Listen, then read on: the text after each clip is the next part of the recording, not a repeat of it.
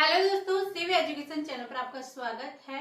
आज हम राजस्थान इतिहास के अंदर क्या पढ़ेंगे। आज हम राजस्थान के इतिहास के बारे में पढ़ने वाले हैं। जो हमारे किसान आंदोलन थे उसके अंदर जो एक बचा था जयसिंहपुरा हत्याकांड और एक बचा था कूदन हत्याकांड। इन दोनों की डेट अक्सर एग्जाम में पूछ ली जाती है, तो वो हम आज के क्लास में देखेंगे। उसके बाद हम पढ़ने वाले हैं जनजात के किसान आंदोलन।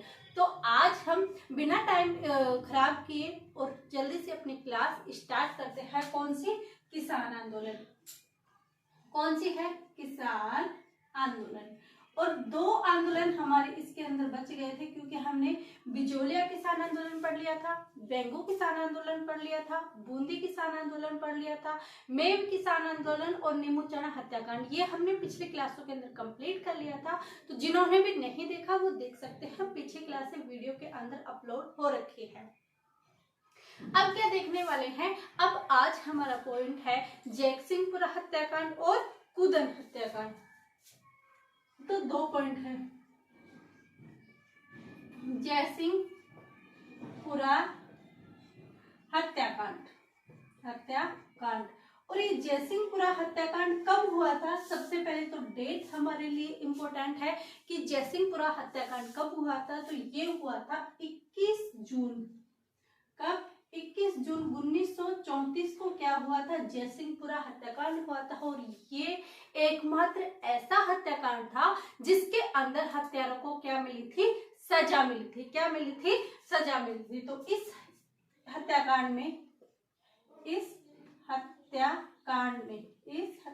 में अंग्रेजों को हत्यारों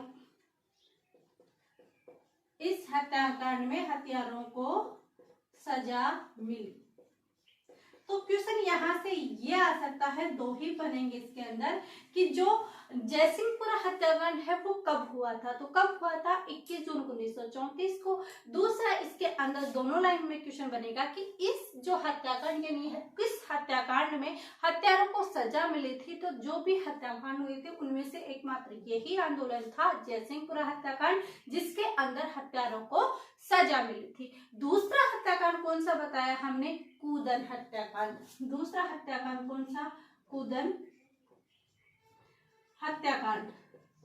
दूसरा हमने बताया कूदन हत्याकांड। और ये कूदन हत्याकांड कब होता है, क्योंकि डेट हमारे लिए इम्पोर्टेंट है। तो ये हुआ था 25 अप्रैल 1935 को। कब हुआ था? 25 अप्रैल 1935 को। 25 अप्रैल 1935 के अंदर कौन सा हुआ था? कूदन हत्याकांड हुआ था। तो क्वेश्चन आ सकता है कि 25 अप्रैल 1935 को कूदन हत्याकांड होता है। आप मेरे को हमें ये बताइए कि 25 अप्रैल 1935 को कौन सा सम्मेलन हुआ था।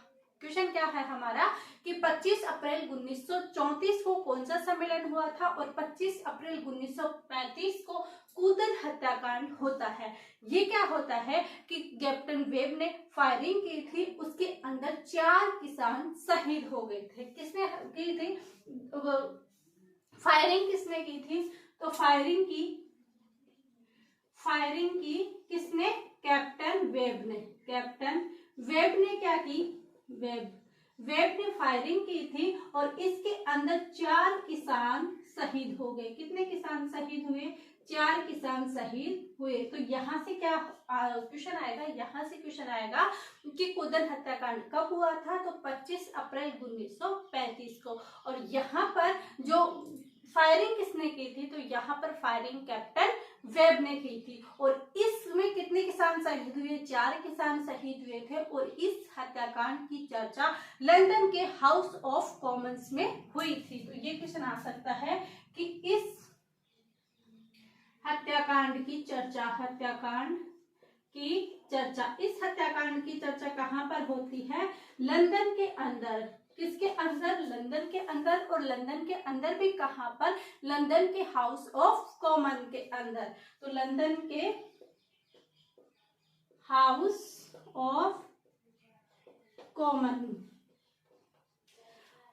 ऑफ कॉमन्स के अंदर क्या हुई थी? इसकी चर्चा हुई थी। तो जयसिंहपुरा हत्याकांड पड़ा कब हुआ था? 21 जून 34 को होता है और इस हत्याकांड के अंदर हत्यारों को सजा मिली थी। फिर दूसरा देखते हैं कूदन हत्याकांड जो कि 25 अप्रैल 1935 को होता है और फायरिंग कैप्टन बेग ने की थी और इसके अंदर 4 किसान शहीद होते हैं और इसकी जो खबर है यानी इसकी जो चर्चा है कहाँ पर होती है, लंदन के हाउस ऑफ कॉमन्स के अंदर होती है। ये चीजें हमने पढ़ ली। अब हम पढ़ने वाले हैं किसान आंदोलन के अंदर जनजातीय किसान आंदोलन। ये आप स्क्रीनशॉट लीजिए, उसके बाद हम देखते हैं नेक्स्ट के अंदर।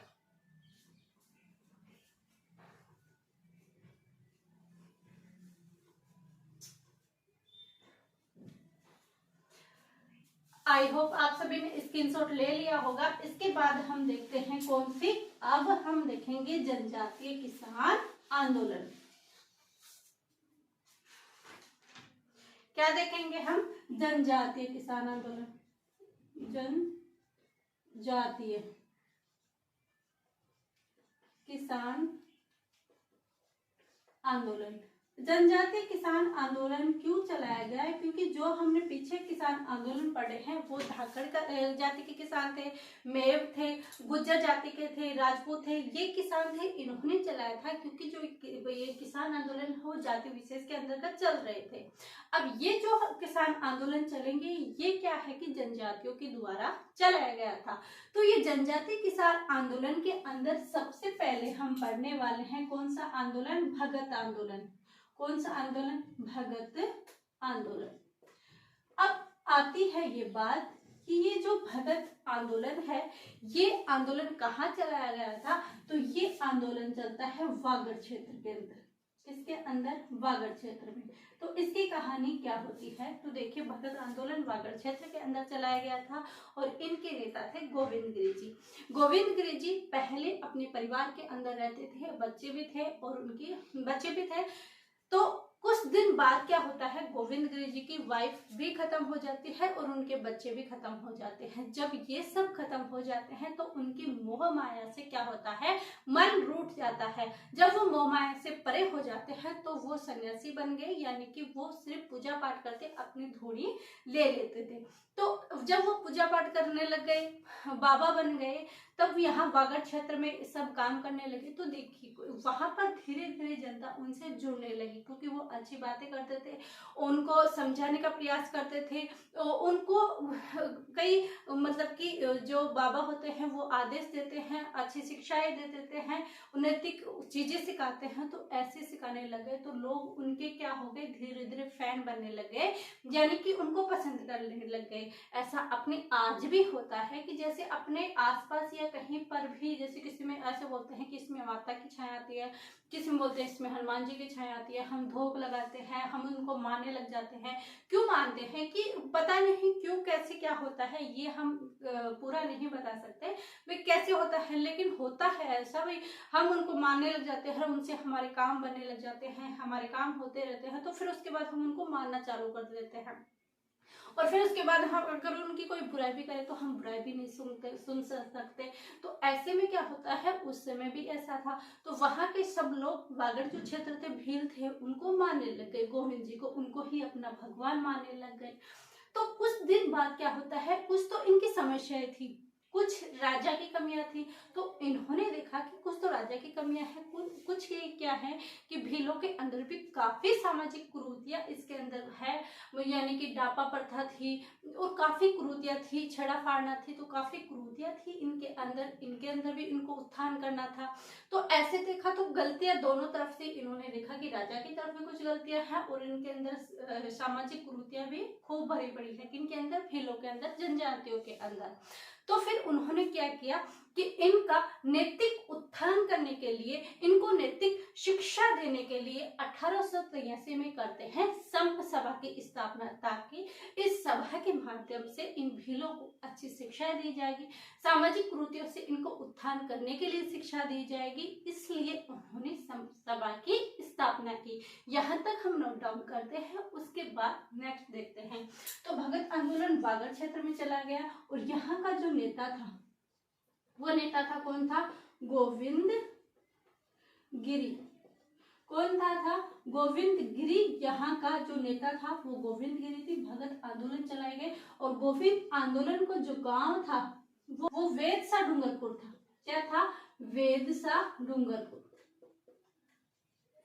तो इनका जो गांव वेदसा डूंगरपुर था और उनकी जो धुनी थी वो कौन थी? बांसिया डूंगरपुर। बांसिया डूंगरपुर के अंदर क्या थी? इनकी धुनी थी। फिर क्या किया कि 1883 के अंदर इन्होंने क्या किया? संप सभा की स्थापना की। तो यहाँ से स्थापना की। यहाँ से क्वेश्चन आता है कि संप सभा की स्थापना किसने की? गोविंद गिरी जी ने की। कब की? 1883 में की। क्यों की थी? क्योंकि इनको क्या करना था? भीलों का नैतिक उत्थान के लिए, भीलों का नैतिक उत्थान के लिए क्या कर रहे थे? ये क्या कर रहे थे? नैतिक उत्थान के लिए संप सभा की क्या की? इन्होंने स्थापना की। अब क्या हुआ? इन्होंने इन सभाओं के माध्यम से क्या किया? भीलों का नैतिक उत्थान प्रारंभ कर दिया। ये कब की बात है? 1883 की बात है। फिर आते हैं 1903 के अंदर, और 1903 के अंदर कब? 1903 में यह क्या करते हैं? संप सभा का प्रथम अधिवेशन करते हैं। संप सभा का प्रथम अधिवेशन। और ये प्रथम अधिवेशन करते हैं, तो ये अधिवेशन करते कहां पर हैं? तो ये अधिवेशन करते हैं मानगढ़ पहाड़ी। और ये मानगढ़ जो पहाड़ी है वो है कहाँ? तो ये मानगढ़ पहाड़ी है बांसवाड़ा में। ये मानगढ़ पहाड़ी कहाँ पर है? बांसवाड़ा में। अब इन्होंने इस मानगढ़ पहाड़ी बांसवाड़ा को ही क्यों चुना? अदर जगह भी तो थी, खुद डूंगरपुर के थे तो डूंगरपुर भी चुन सकते थे। तो इन्होंने मानगढ़ बांसवाड़ा की पहाड़ी इसलिए चुनी कि जो मानगढ़ पहाड़ी है उसके पास पे अगर आप देखो तो उधर से मेवाड़ मारवाड़ की सीमा भी यहाँ पर बनाई जाती है। गुजरात वाले हैं ये भी नजदीक के अंदर रहते हैं, और वागड़ क्षेत्र के और भी हैं वो भी यहाँ पर नजदीक के अंदर आते हैं। तो इन्होंने सोचा कि यहाँ पर इस क्षेत्र में काफी कुरीतियां फैली हुई है, अगर इसमें हम सब सभा का अधिवेशन करते हैं, यहाँ पर हम ये चीजें करते हैं, तो बाकी लोग भी यहाँ पर जुड़ेंगे। इसलिए इन्होंने इसी मानगढ़ पहाड़ी को चुना, ताकि बाकी क्षेत्र भी नजदीक होने की वजह से व्यक्तियों के अंदर ज्यादा प्रभाव पड़ेगा और व्यक्ति यहाँ पर आएंगे और अपनी सामाजिक कुरीतियों को दूर करेंगे और खुद भी नैतिक उत्थान के अंदर नैतिक बातें सिखाने के अंदर पूर्ण हो पाएंगे। तो ऐसा करने के लिए इन्होंने कौन सा स्थान चला? मानगढ़ पहाड़ी चला 1903 के अंदर संप सभा में। अब इनका प्रथम अधिवेशन भी हो जाता है। उसके बाद ये क्या करते हैं? गोविंद गिरी जी 1908 के अंदर ये चले जाते हैं गुजरात। अब ये वहां पर गुजरात के अंदर जाते हैं, ये हमारे एग्जाम में नहीं आएगा, लेकिन आपको इस कहानी के स्टोरी बताती हूँ कि ये वापस कैसे आए और यहाँ पर आंदोलन क्यों किया, कब किया था। तो 1908 के अंदर गुजरात के अंदर जाते हैं और इनका काम था कि नैतिक उत्थान करना। तो वहां पर भी आंदोलन चल रहा था, तो इन्होंने क्या किया? वहां पे जो आंदोलन चल रहा था वहां का नेतृत्व किया, और वहां के जो सामंत थे पालपट जी, उनको और राजा को समझौता करने के लिए विवश कर दिया। कब? 1908 को। जब ये बातें अपने इन भीलों को पता पड़ी, डूंगरपुर वागड़ क्षेत्र वालों को पता चले, तब इन्होंने कहा कि ये वाले बाबा तो हमने तैयार किया था, फिर ये गुजरात में जाकर समझौता कर रहे हैं। अगर ये गुजरात में जाकर सामंत को नीचा दिखा सकते हैं, वहां जाकर किसानों की मांगों को पूरा कर सकते हैं, वहां जाकर राजा के पास सारी आपकी बातें मनवा सकते हैं, तो हमारे यहाँ पर क्यों नहीं मनवा सकते? तो इन्होंने क्या किया? इनको बाबा को बुलाया। कब? 1908 में ये गुजरात चले गए थे। उसके बाद उन्होंने वहां पर समझौता किया गुजरात के राजा से, पटराला सामंत थे उनसे समझौता किया, किसानों की मांगों को मानने के लिए विवश किया। तब इनके ये बात बची नहीं कि इनको भी तो विवश किया है तो हमारे वालों को भी विवश कर सकते हैं। तो हमने ही तो बाबा तैयार किया और ये काम वहां पे कर रहे हैं, तैयार तो हमने किया इनको और काम वहां पे कर रहे हैं, तो क्यों ना इन बाबा को बुलाया जाए। तो फिर ये क्या करते हैं? ये गोविंद गिरी जी है उनको यहाँ पर बुलाते हैं, और बुलाकर 1908 में बुलाते हैं और 1910 के अंदर अपनी 33 मांगे रखते हैं। कितने? 33 मांगे, क्योंकि इनको पता था कि हमारे बाबा ने अगर गुजरात में काम किया है तो यहाँ पर भी कार्य करेगा, और 1910 के अंदर क्या करते हैं? अपनी 33 मांगों को रखते हैं। जब ये मांगे हो गई, 33 मांगे हो चुकी थी, उसके बाद इन्होंने क्या किया कि एक सभा वापस से बुलाई, और कहाँ पर बुलाएंगे, इनको पता था कि ये मानगढ़ पहाड़ी ही एक अच्छा स्थान है। तो इसके बाद इन्होंने क्या किया कि मानगढ़ पहाड़ी पर क्या करते हैं, ये सभा बुलाते हैं। कब बुलाते हैं, इन्होंने कहा कि हम मानगढ़ पहाड़ी पर सभा बुलाएंगे। कब बुलाएंगे, 17 नवंबर 1913 को, 17 नवंबर 1913 को। अब ये मानगढ़ पहाड़ी पर सभा बुलाते हैं और उससे पहले हमारे बाबा गोविंद गिरी जी कहते हैं कि देखिए, या तो राजा हमारी बातें, हमारी मांगे मान लेंगे, अगर नहीं मानेंगे तो हम अपनी प्रशासनिक व्यवस्थाएं खुद से चलाएंगे, हम अपनी रियासतें अलग से बना लेंगे। कब कहा था कि हम ये सभा करेंगे, राजा को ये बातें मनवाएंगे, अगर वो नहीं मानेंगे तो हम ऐसा करेंगे, अगर वो मान गए तो हम ऐसा नहीं करेंगे। तो प्रजा की भीड़ बहुत ज्यादा इकट्ठी हुई थी, बहुत ज्यादा लोग यहाँ से आए थे। क्यों आए थे, क्योंकि ये गुजरात में चले गए थे, वहां से भी लोग प्रभावित थे, उनकी खबरें सुनकर भी काफी लोग प्रभावित थे, तो जुड़ना तो स्वाभाविक सी बात है, तो काफी लोग जुड़े थे। तो ऐसे में क्या किया, इतनी बड़ी भीड़ के अंदर अपने आप में ही किसानों ने अफवाह फैला दी कि 33 मांगों को तो ये भूल गए कि हमने 33 मांगे की थी, बल्कि इन्होंने ये कहा कि हम तो अपनी रियासत अलग बनाएंगे, भील नाम का अलग गांव बनाएंगे, यानी हम अपनी प्रशासनिक व्यवस्था अलग से खुद से चलाएंगे, हम आपकी तरफ से नहीं चलाएंगे। जब ऐसा हुआ, ऐसी खबर अफवाह फैलने लगी, बल्कि गोविंद गिरी जी ने तो ऐसा कहा नहीं था, उन्होंने तो ये कहा था कि अगर राजा नहीं माने तो, लेकिन भीड़ है, अधिक भीड़ थी, किसी की बातें सुनने वाली नहीं थी, वो जैसे अफवाह फैली उसी के एक जोर के पीछे एक जोर चलने लगा। जब ऐसी खबर राजा के पास पहुंची तो राजा ने उनको 2 पुलिस वहां पर भेजी। जब 2 पुलिस वहां पर भेजी तो इन जो भीड़ थी उनके आगे 2 पुलिस वाले क्या कर सकते थे, तो इन भीड़ ने क्या किया, जो 2 पुलिस वाले थे इनको बुरी तरह से मारा पीटा। तो एक तो वहीं पर उसकी मृत्यु हो जाती है और एक कैसे ना कैसे अपना छुटा के कैसे ना अपने पीछा छुटा के वहां से चला जाता है वापस। जब वहां से चला जाता है वापस, तो वहां जाने के बाद बताता है कि वहां पर इतनी भीड़ है, और वो भी अपनी तरफ से 1-2 लगा देता है। तो ऐसे में क्या है कि और भी ज्यादा आक्रोश वाली स्थिति बन गई, क्योंकि ज्यादा भीड़ होने से आक्रोश वाली स्थिति बन गई। और जैसे ही आक्रोश वाली स्थिति बनी, उन्होंने सोचा कि सच में ये बात हो सकती है, क्योंकि तभी तो हमारे एक जो पुलिस सैनिक है वो मारा गया, और दूसरा है वो कैसे कितनी बुरी हालत के अंदर हमारे पास आया है। तो जब ऐसी बातें सुनने लगे तो क्या किया, उन्होंने पूरे पुलिस की टुकड़ी भेजी, और जो ये मानगढ़ पहाड़ी थी जहां पर सबसे अधिक संख्या में लोग इकट्ठा हुए थे, उसको क्या किया, इन्होंने चारों तरफ से घेर लिया।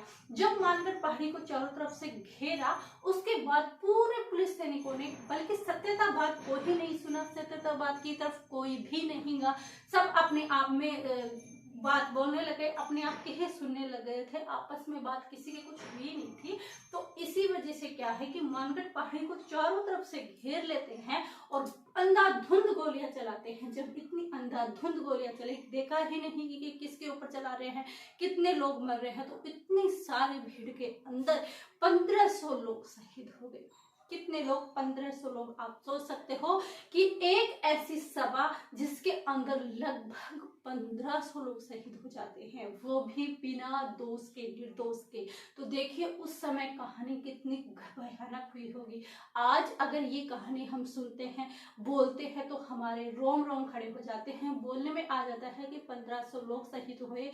लेकिन आप सोच सकते हो कि उस क्षेत्र के अंदर 1500 लोग कितने अधिक थे, वो शहीद हो गए।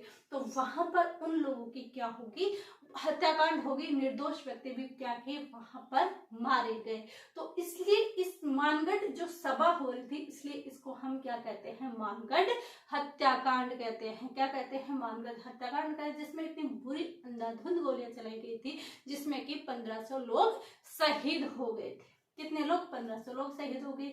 इसलिए इस हत्याकांड को हम जलियांवाला बाग हत्याकांड कहते हैं। और हमने इसकी जलियांवाला बाग हत्याकांड की तुलना किससे की थी, तभी भी मैंने क्वेश्चन किया था कि आप बताना कि तुलना किससे की थी, तो तुलना की थी नीमूचना हत्याकांड से। और जलियांवाला बाग हत्याकांड के समान किसको बताया था, मानगढ़ हत्याकांड को। तो दोनों में ध्यान रखना, कंफ्यूजन मत होना, ये कंफ्यूजन वाले क्वेश्चन है तो ध्यान रखना। तो मानगढ़ हत्याकांड कब, मानगढ़ हत्याकांड, और मानगढ़ हत्याकांड कब होता है, 17 नवंबर 1913 को होता है। इसमें 1500 लोग, कितने लोग, 1500 लोग क्या होते हैं, शहीद होते हैं। कितने लोग, 1500 लोग शहीद होते हैं। अंधाधुंध गोलियां यहाँ पर चलाई गई थी। इसके बाद यहाँ पर क्या होता है कि इसको किसके समान बताया गया है, यानी इसे जलियांवाला बाग हत्याकांड कहते हैं। इसे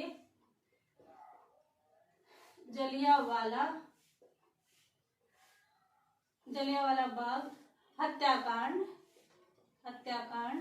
कहते हैं। क्या कहते हैं, इसे जलियांवाला बाग हत्याकांड कहते हैं। फिर इसके बाद क्या होता है कि यहाँ पर हो जाती है, सही बात किसी को पता नहीं थी। उसके बाद गोविंद गिरी जी को क्या किया जाता है, गिरफ्तार किया जाता है। तो यहाँ पर गिरफ्तार कौन हुआ, तो गिरफ्तार क्यों किया गोविंद गिरी जी को, क्योंकि यही सबक आयोजन करवा रहे थे।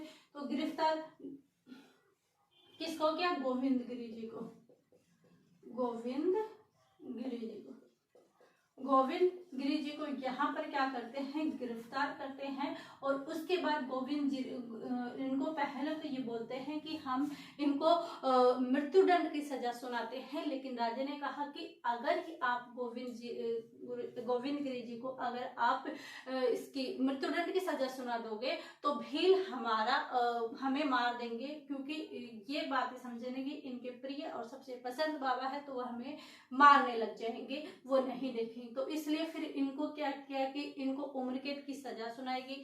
जब उम्र कैद की सजा सुनाई, फिर बाद में भी इन्होंने जेल में क्या किया, नैतिक बातें सिखाने लग गए, अपनी वही बातें, अच्छी बातें, वहां पर भी भाषण देने लगे। तो फिर इनका व्यवहार अच्छा था, तो इनको अच्छे व्यवहार के कारण इनको 7 साल की सजा होती है।